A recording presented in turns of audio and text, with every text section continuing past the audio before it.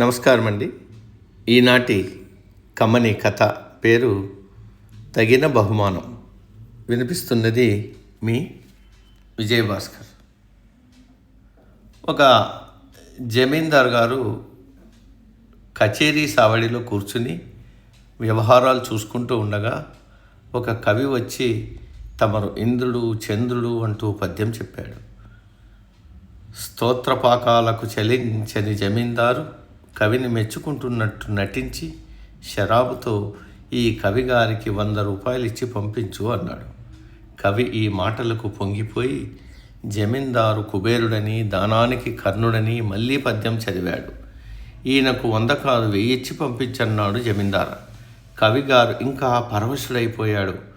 షరాబు కవిని అవతలికి వెళ్ళి కూర్చుని ఉండమని, ఇంతకు ఆయనకు ఏమన్నారు అన్నాడు జమీందారుతో.